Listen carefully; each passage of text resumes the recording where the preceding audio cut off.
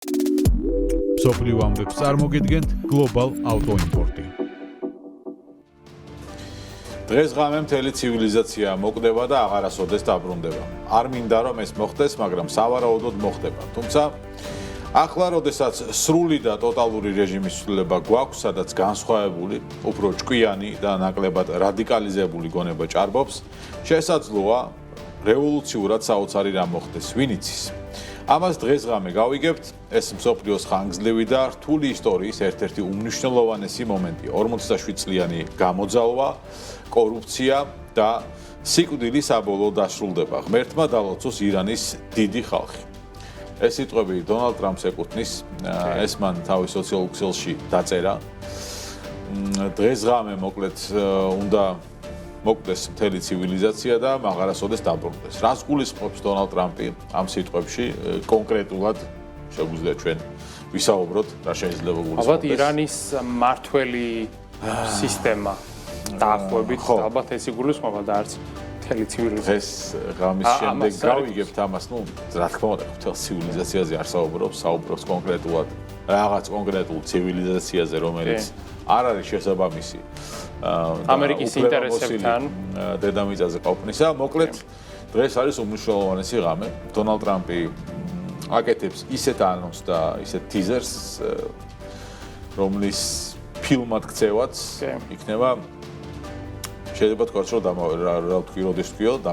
როდის დავწერე, მაგრამ ყოველ შემთხვევაში ეს არის დაახლოებით რამდენიმე წუთი, საათის წინ გაკეთდა ეს განცხადება, ანონსი გარკვეულწილად, ანონსი, რას ემსახურება, რამე კონკრეტული ტიპის შეთანხმება ჰქონდა თუ არა მას რაღაც გონს მოგებულ, როგორც თვითონ ამბობს ირანის ახალ მმართველობასთან და ეს არ შესრულდა, თუ ამ დანაპირების შესრულების წინაპირობა იყოს შეიძლება ეს განცხადება, ყოველ შემთხვევაში ვნახოთ. რა გიგმები აქვს დონალდ ტრამპს, ამერიკის შეერთებულ შტატებს, მას ბევრჯერ უთქვამს, რომ ის რაც მიმდინარეობს, ეს არის დასაწყისი, რაღაცა შესავალი, გახურება, რაღაცა სანამ მთავარი მსახიობები გამოვლენ სცენაზე.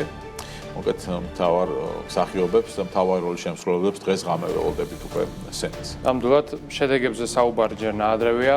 ამას ხვალინდელ საქმეში მომიხილავთ, მანამდე კი ერთი რამ რაც უკვე ვიცით არის რომ უკრაინამ რუსეთს მიმართა დროებითი ზავის შეთავაზებით, სააღდგომო ზავი, რაც ალბათ დაიდება კიდეც ამ შემთხვევაში. უკრაინა პირობასდებს, რომ სააღდგომო პერიოდში რიგი მიზეზებიდან გამომდინარე აღარ განხორციელდება რუსეთზე ენერგეტიკულ ობიექტებზე განსაკუთრებით შეტევები, ის ნავთობგადამამუშავებელი ქარხნები თუ საწარმოები თუ პორტები უსაფრთხოდ იქნებიან ამ დღეების განმავლობაში, თუ კი, რა თქმა უნდა, რუსეთის ამ ზავს დათანხმდება და თავადაც დაიცავს ამ ჯანმრთელულ შეთანხმებას და არ დაესხმება თავს უკრაინას ამ პერიოდის განმავლობაში. კი, შარშანაც იყო ეს ზავი, იმის წინაც იყო და ძალიან დიდი ვარაუდით იქნება წელსაც, რადგანაც ორივე მხარეს ესმის ბრაზე აქ. საუბარი შესაბამისად ეს არ არის ნამდვილად გაუგონარი და რადიკალური რამ, მოსალოდნელი არის იგი. გრძელვადი ამ მშვიდობაზე აქ საუბარი არ აგვაქვს, ეს ზავი არ არის დანებების ან ჩაბარების ან მშვიდობის ან რაიმე ზავი, სულ 3-4 დღის ცეცხლის შეწყვეტაზე არის საუბარი, რომელიც ძალიან დიდი ალბათობით შესრულდება. ამის შემდეგ კი ვიცით, რომ თვის ბოლოსკენ უკვე ამერიკული დელეგაცია ჩავა კიევში და დაიწყება მოლაპარაკებების ახალი რაუნდი, რასაც წესით უნდა მოხდეს შემდეგ უკვე რუსეთ-უკრაინის სამშვიდობო მოლაპარაკებების დაძვრა და არსებითად ახალ ეტაპზე გადაყვანა, რომელიც ამ ბოლო პერიოდის განმავლობაში დაპაუზებულია, თუმცა ალბათ ტრამპი მისთვისაც მოიცროს, მას შემდეგ რაც ამაღამ დაასრულებს თუ დაიწყებს თუ რასაც იზამს, იმას იზამს, ამას კაცმა არ იცის მართლა რას იზამს.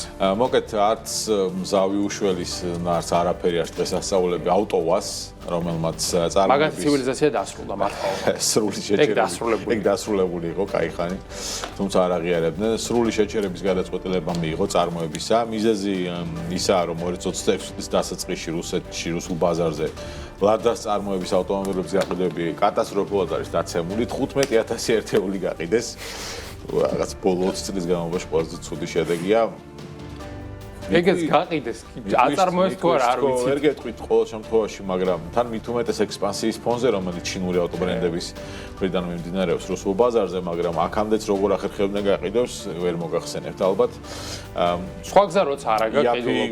ხო, ავტოტრანსპორტის ხარჯზე, თუმცა ამ კუთხითაც ჩინურ ბრენდებს მე მგონი კონკურენციას ნაკლებად გაუწევენ, აი ეს ლეგენდარული ეგრეთ წოდებული ნივა, რომელიც აღარ გამოვა, აღარ დაამშვენებს. ანუ ყველგან ვეღარ მივა. ხო, გზებს. მენეჯმენტის განცხადებით, საინტერესოა, მენეჯმენტის რო ყავდა ავტოვას, საწარმოო ხაზების გაჩერება ელექტრონული კომპონენტების 90%-იანმა დეფიციტმა განაპირობა, რა ელექტრონული კომპონენტებს საუბრობენ. არ ვიცი, ეს სახში მიქონდათ ელექტრონული კომპონენტები და სახში ამონტაჟებდნენ თუ კონკრეტულად ახალ მოდელებში გამოიყენებოდა ნივაში რა ელექტრონული კომპონენტებია. არ ვიცი, ახალში ალბათ რაღაც მონიტორი იქნება. შეიძლება შუშის ამწერ დავწევი რევოლუციური ტექნოლოგია. ალბათ ეგ იქნება რევოლუციური კომპონენტი და გამათხოვებელი იქნება. ეს დეფიციტი რო შეიქმნა, აღარ არის პრობლემის გამოშვებაც ვეღარ მოხერხდება სამწუხაროდ. ეკონომიკის სამინისტროს განცხადებით კომპანიის გაჩერება მოდერნიზაციის მასშტაბურ გეგმასთან არის დაკავშირებული. და ამიტომაც ქარხანას ხურავენ. რომლის დეტალები არ არის გასაჯეროებული. ანუ ეს არის მოდერნიზაციის ეტაპი, რომელიც როდის დასრულდება არ ვიცით, მაგრამ აი მოდერნიზაციის შემდეგ ავტოვაზი ახალი ძალებით შეუტევს ავტობაზარს და ვინც ის გლობალური ამბიციებიც გაუჩნდება. გაჩერების ფონზე ავტოქარხნებში დასაქმებული პერსონალის 40% უადო მშობლობაში გაუშვეს, დანარჩენი 60% მოდერნიზაციის მასშტაბურ კამპანიაში ჩაერთვება. და საერთო ჯამში რუსული ავტოინდუსტრიის ზარალი მიმდინარე კვარტალში $500 მილიონ აჭარბებს და სახელმწიფო სუბსიდიის გარეშე ფაქტობრივად ყველა კომპანია შეწყვეტს არსებობას, ნუ 3-4 კომპანია სულ. რუსული ავტოწარმოება მეტწილად დამოკიდებული იყო ევროპული ბრენდების ჩართულობაზე, რომელიც რუსულ ბაზარზე იყო. რენო მათ შორის იყო. რენო მათ შორის რომელიც გავიდა და მე ეს ავტოქარხნები უკვე ჩინურმა ავტობრენდებმა შეენძიეს, თუმცა ჩინელებს არ სურთ ახლა რომ რუსული მანქანები აწარმოონ, პირდაპირ საკუთარი ავტომობილების წარმოებას დაიწყებენ იმ ქარხნებს შესაბამისად აი ამ ლადას ვერ გადაარჩენენ ჩინელებიც. მანქანების წარმოების ადგილი არჩება. ექსპერტების განმარტებით, საგარეო სანქციების პირობებში ახალი მოდელების სერტიფიცირება და წარმოება შეუძლებელი გახდა, ამასთან ჩინური ბრენდების წილმა ბაზარზე 80%-ს მიაღწია. ხო, ისედაც ახლა რაღაცა NCAP-ის სერტიფიკატებს არ ფლობდა ლადა და მით უმეტეს დღესაც ვერ მოახერხებდნენ მოგეთ ამ სერტიფიკატების მიღებას, ასე რომ ავტოვას მშვიდობებით მოდერნიზაციის შემდეგ ალბათ დაბრუნდებიან ფრინავი მანქანები დაგვებრუნდებიან აი ეს საშუალო დონის მანქანები აღარ აინტერესებთ მოკლედ ამ ყველაფრის ფონზე ბოლოს უკვე უნდა ვისაუბროთ საერთაშორისო სავალუტო ფონდის ხელმძღვანელზე კრისტალინა გეორგიევა გააფრთხილა არაერთი საინტერესო განცხადება გლობალურ ეკონომიკასთან დაკავშირებით და მისი თქმით აი ეს ახლო აღმოსავლეთში მიმდინარე კონფლიქტის გაურკვევლობა რაც არის ეს აისახა უკვე გლობალურ ეკონომიკაზე და მათი შეფასებით ალბათ IMF-ს გლობალური ზრდის პროგნოზის შემცირება მოუწევს წელს და ალბათ 2.9-დან ჩამოწევენ 2.5%-მდე. საკმაოდ დიდი კორექცია იქნება ეს რეალურად IMF-ი ასეთ რადიკალურ ნაბიჯებს ჩვეულებრივ მდგომარეობაში არ დგამს ხოლმე. ასევე მან ისაუბრა გადაზიდვების გაძვირებაზე, მისი თქმით, საშუალოდ პლანეტის მასშტაბით გადაზიდვები 35%-ითაა გაძვირებული ეს ნავთობის და გაზის გაძვირების გამო და ეს ყველაფერი იწვევს იმას, რომ ეკონომიკიდან რეალურად იკარგება 1.9 ტრილიონი დოლარი. ანუ ეს არის ის ღირებულება, რასაც ადამიანები ვერ მიიღებენ და გაიფლანგება უბრალოდ ენერგო რესურსებში. მისი თქმით, თუ ეს ვითარება ასე შენარჩუნდება და ეს გაურკვევლობა არ დასრულდება არასოდეს, სავარაუდოდ ზრდის პროგნოზი კიდევ ერთხელ გადაიხედება და საბოლოო ჯამში შეიძლება რიგი ქვეყნები მივიდნენ რეცესიამდე, განსაკუთრებით ის ქვეყნები, რომლებიც ენერგორესურსებზე არიან დამოკიდებული, მათ განსაკუთრებით რთულად და მძიმედ ექნებათ საქმე. მსოფლიო ამბებს წარმოგიდგენთ Global Auto Import.